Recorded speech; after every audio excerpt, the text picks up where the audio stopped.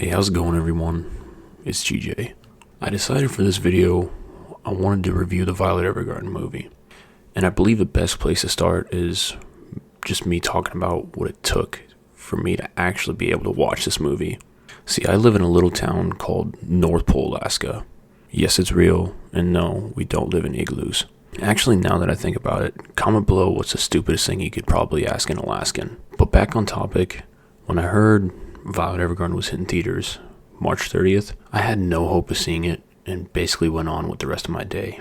Until one of my boys, Incline, hit me up in Anchorage saying that, hey, this shit's playing down here. Instantly, I start freaking out. How am I going to watch this? I'm working this week. What days are playing? How are we going to figure this out? The movie was only playing from the 30th to the 31st, which was a Wednesday and a Tuesday, and my weekend was a Thursday, Friday.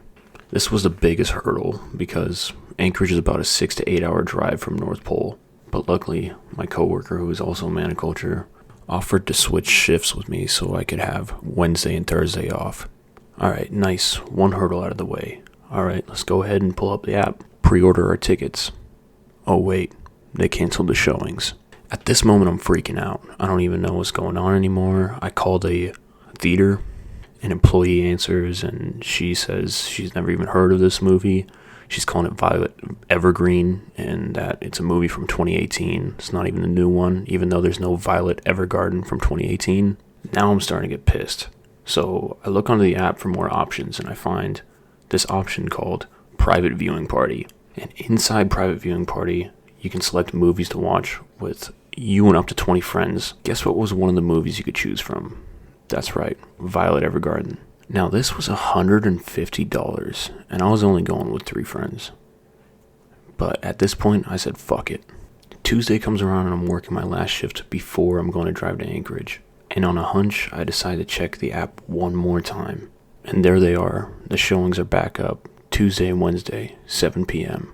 I cancel my private party and order 3 tickets for Wednesday at 7 p.m. Now you're probably asking yourself, why does this all matter? Well, just imagine the expectations I have for this movie if I'm willing to go through the shift for 3 days and then drive for 8 hours to go all the way down to Anchorage. And willing to spend upwards to $150 just to watch the movie for the tickets. That's not including the gas to get down there, the food, where I'm staying. So is this movie worth all that? Abso-fucking-lutely it is. Violet Evergarden, the movie, is the most happy, sad, beautiful movie you will ever see in your life, period. And when I mean the most beautiful, I literally mean the most beautiful thing you will ever see in your life. I'm talking footsteps sound better in this movie than they do in real life. They sound more realistic in this movie than they sound in real life. There are scenes in this movie that are purposely supposed to get you emotional, and you see them coming, and you know they're coming, and they still get to you. There's something about the atmosphere in this movie where it's just beautiful shots, beautiful noises, beautiful environment, and beautiful soundtracks that just entrance and hypnotize you into this world. Gets you all relaxed, makes you feel at ease. You're just an observer to this beautiful art created in front of you, and then that's when they hit you with it. The scene that's supposed to get you, and then that's when you're least expecting it. That's just when you're the most vulnerable, because you're just laying back and listening to this hypnotic soundtrack that just hits so different. I mean, let's just say this. If you thought episode 10 hit hard of the Violet Evergarden anime series, just wait. Just wait. I've seen a lot of movies in theaters. I've never once heard a whole movie theater cry during a scene. A whole movie theater.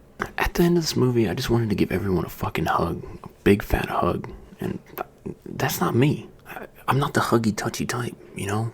If I would have paid $150 for those tickets for the private viewing party, I would have been satisfied. This movie's basically the first ever 11 out of 10 for me, and you're probably asking yourself, what the hell is an 11 out of 10? It's when you go into a movie, expect it to be a 10 out of 10, expecting it to be perfect, and it somehow exceeds that. I chose to review the movie like this because I want you to know as little as possible going into this movie. I want you to experience it. I don't want you to know.